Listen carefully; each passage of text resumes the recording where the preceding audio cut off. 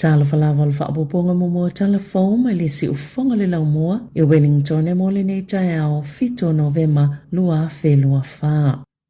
Wa au whaatasi le palemia New Zealand Christopher Luxon whaapele sui palemia wawa samana e Winston Peters ma tai o isi malo le laulangi e whaaleo alato whaamalo i le sui o le Republicans Donald Trump. Ina wai ule whainga palo ta tele le United States of America ma ua manu malo masiliato na palota na ilo le sui tauwa ale Democrats o Kamala Harris le olo avea nei masui peristene. Satu sia Luxon i lungo le X o le United States o se tasio pa anga pita tawa New Zealand ma ua whaaleo atuaila na whaamalo ya Donald Trump. Le peristene filifilia ma usau ne whaawawo na fauli sotanga New Zealand ma le whainga malo fo ale United States. Na tu sia fo e wawa samana e lunga le upenga fsota inga o le ex e whaapea o le ua whaali fina ngalo tangata o Amerika ma ua tāpena ma le fia New Zealand e ngā lulu e malola tau peristene fo ma le sui peristene. O nisi o taitai la langi na vave whao o ato alato whaamalo e yele pale mio Israelu Benjamin Netanyahu peristene o falani Emmanuel Macron minister le puipuinga Israelu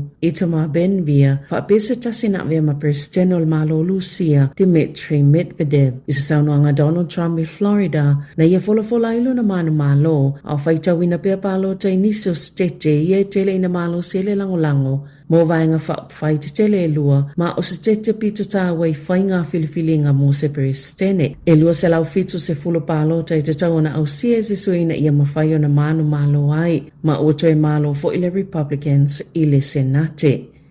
Na si itia lau ngao le tala ma si itia mawalunga le tau le Bitcoin i le asolulu au peti le au whaife whaatawa inga ina ua manu malo Donald Trump i se tete au tuia Sāmoa mialo na manu malo ai ina ia toi fo ia i le whale pae ina ua mautu le manu malo le Republicans i le Senate na whaapopo inai fo i le avanoa le whaapa ua la fonga whaapopo tiu te o loa ma ave e senator la fono ina ia te lele sa olotonga o pisinisi a la tau whaatawa inga e whaatao lao laili mau ainga e tasi te si male 5% na si itia ili tala ili se lau 5 si male tolu yen o pito mawalunga talo maile masina o lai mana silia to male tasi le pasene fa atusa ile euro ai silia male tolu pasene fa atusa ile peso Mexico o le Bitcoin na si itia lo natau ile fito se fulu 5 fe tolu se lau fito tasi tala o no iwa sene ma ua mawalunga to ile fito tolu wafe fito se lau iwa fito tala male valu sene le masina o mati mua sa folfola ia Trump o lea avele United States mataita ile lalangi i tupe le vaaya lea wata o Bitcoin ma le cryptocurrency ma le ato fiale li bilioneo Elon Musk e pule ina se whainga e ilo lele ia le au se tusi le whaalungo tupe na malo ma matau ni vaenga lo so ona whaalu le titau iei tupe ma whaalele ia le awala e whaalu ai tupe a le ato noo.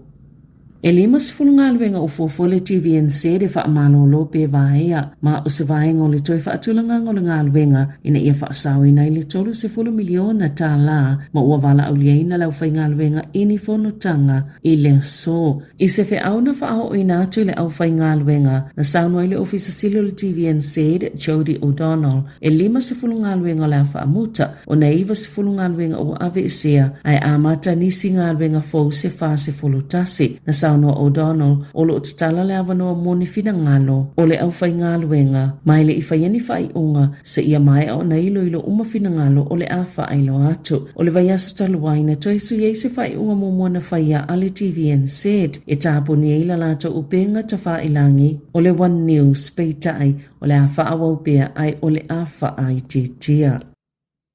Ua si iti atu i le whātesi ma le 8% mai le whātesi ma le 1% sa iai. Le numero tangata i le ini ngā luenga i titono masina e tolu e o mai le whai ungo se tema. O lo si iti apea le numero tangata ua tuua ngā luenga e mawala lo atu na ilo tulanga sa valo ia ina e le maketi tautupe ma ua lata i le whātau sanga mawalunga pea ia whai numera. Wa atili si iti le numero tangata i le ini ngā luenga una ua whaiti iti le mana o ngā moni tangata whai ngā luenga. Ma si iti le numero tangata mai fafo e whaatumuina avano whaingaluenga le atunuu. Ia Sāmoa miaina ni se whaatinoina inai taimi ua tuana i atu e se lau whaasifululi maafe fit se lau tangata sa iei ngaluenga ua le whaingaluenga. E tolu tesima le 8% le si itanga o tutongi le tausanga pe ona whaaliei whaamaumunga lo fisa whainumera whaamaumauina a New Zealand.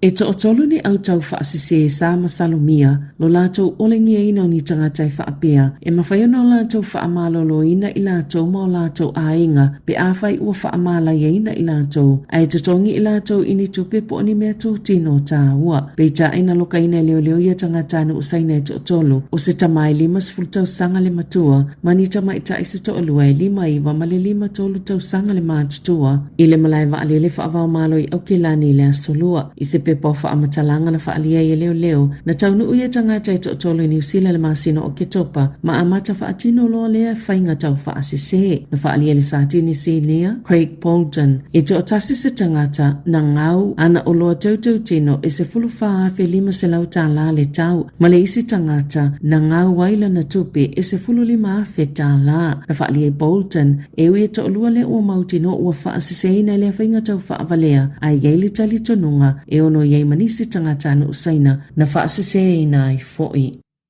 Wa whaamani ele palimia Christopher Luxon o le ale iei le atunu i le taimi le whaitaunga momo le pili o le Treaty Principles Bill i le aso tofi le vaya so fau. Na sauno Luxon i le leite o New Zealand o le whaitaunga momo le pili e whaia le vaya so fau peitai o le ale iei le maota fono o na o le amalanga i le fono le APEC i Peru ai o le a iei le taimi o le hikoi po le solo te i le vaya so fau. Na whaia le whaiunga i le aso fui taimi o whiloa inga le kapeneta na sauno le isi taita i le nga whaia Māori, te pinga rewa peka, e te tauna i ele pale mia i le maotafono, i le taimi le whaitanga momo le pili. O le afola sia le pili i le pale mene i le aso, mai vai aso le avave fola sia ina i lo le taimi sa fofoaina, ma whaitau ina i mo le taimi momoa, i le vai aso eso so oai. Na sauno le taita i o le Act David Sāmoa, o le vave fola sia i o le Treaty Principles Bill, o le whaangaso longa masa ni lava, na whailo ina i le aso lua e whaapea, sa i le fofonga i fola siele nei pili le pale mene i le aso tofi fito te sema e uisa iele manatu mua o la fola sia i le aso se fulu male valu o Novema. Peita ina sauno Sāmoa le ministalo na famale pili e le whaapea ua toi tu o mai i luma o mea lava ia te tupu i taimi uma mai telefo i mafua angai a laio na fesuia i taimi e fola sia i pili i le pale mene. Sa avele nei pili ma autu o whaafi naunga mawhaitionga ma ua mai ona fuafuaina se solo tite e tele e malanga mai le vaenga pito i lungo le motu i mātou, whaapea ma bluff i le tu i saute, ma o le ataunu i le palemene Wellingtone. Sa te ena i si motu a ingai whaapea na whaia lava maleloa, le toi sui o le aso e folasia i le pili, ina ia awana i ofa atasi male hikoi, po o lea solo tite e tele i le palemene. Sailoi se saililinga fo le Consumer New Zealand, ele opa u whaapitoa uma a supermarketi e moni, ma ofo ia ma sani unatu ina mai ile au whaatau e whaapea e mawaini tau i te tele, o lo au mai e mani tau mawalulu ngātu o loa. E valu vai a sona wha soloi se saililinga le Consumer New Zealand, ile whainga o tau o loa supermarketi i Aukilani, Wellington e Makalai Stete. Peita ina whaali e Belinda Castles, le sa whaia le saililinga, o taime whaalau iloa ai pa u whaapitoa o le tau ni oloa, e le whaapea o taimi uma o oloa nei o lo pito silio na pa u o lato tau. Mo se whaataita inga i le supermarket le Woolworths Lower Hutt e whaafaa pe sile tofoi le tele o taimi na iaini pa o whaapitoa ini o loa se fulu malilima mai leo whainga e lua se fulu lua o loa sao lato tuli loa ina ai o le New World Hutt City e se fulu tolu ni o loa e maasani o na pa u ila lato suenga e tu maupele pito maula lalo tau al Pack and Save i Lower Hutt e ui la ititi fo leo whainga o ni alato pa u whaapitoa ile New World Hutt City o le taupa ufa apito le whangu waila au fuluipo le Palm Olive